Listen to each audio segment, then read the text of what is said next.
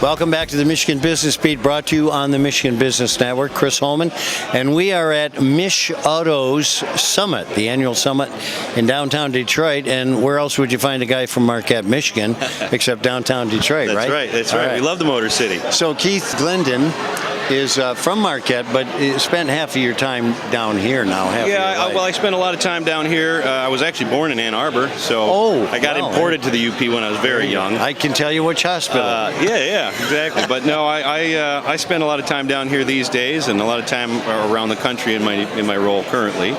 But of course, from a Michigan standpoint, this is the place to be when it comes to Michigan business, right? Boy, that's the truth. No kidding. Yeah.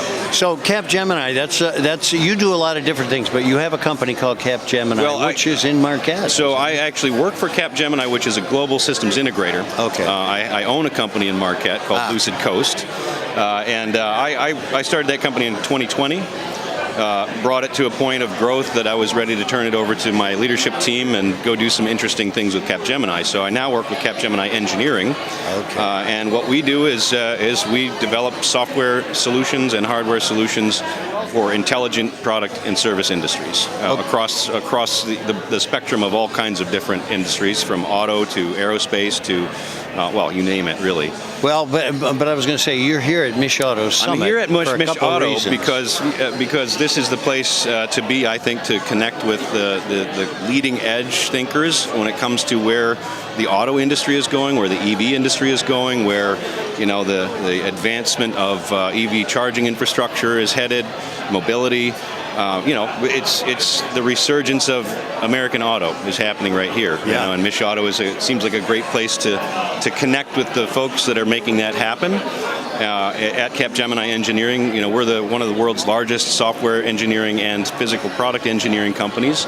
We are, in fact, behind a lot of the auto sector in terms of engineering talent, software engineering talent. So we support companies like Stellantis and BMW and Ford. And so, from a standpoint of both mixing and mingling with customers, but also getting a sense of where things are headed, that's why I showed up today. So. Yeah, no, absolutely right. You're right.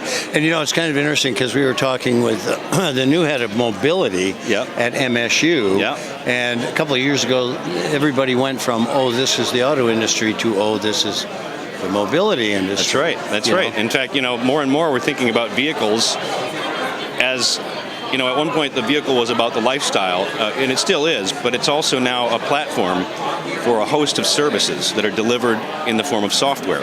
A vehicle is about transportation, but it's also about entertainment, it's also about getting work done, it's also about interacting with the world around you. So the vehicle itself has become a computer. In many ways, it's a computing environment, an immersive computing environment. So it's a really interesting shift that we're seeing in terms of what vehicles are and what they're going to become for us, in the future. No, it's amazing what's going on, and the infrastructure around, and how much that's going to be integral. That's right. I mean, I just saw an article yesterday about Detroit's first,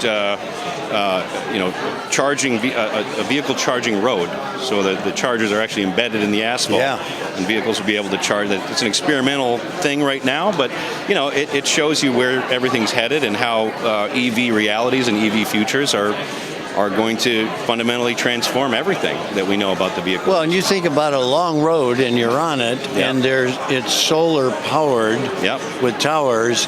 I mean, all of a sudden, we're not stopping anywhere for fuel. That's right. No, we my family and I just bought a Ford Lightning, so we're all in on the future there, and we love it. It's an amazing feat of engineering.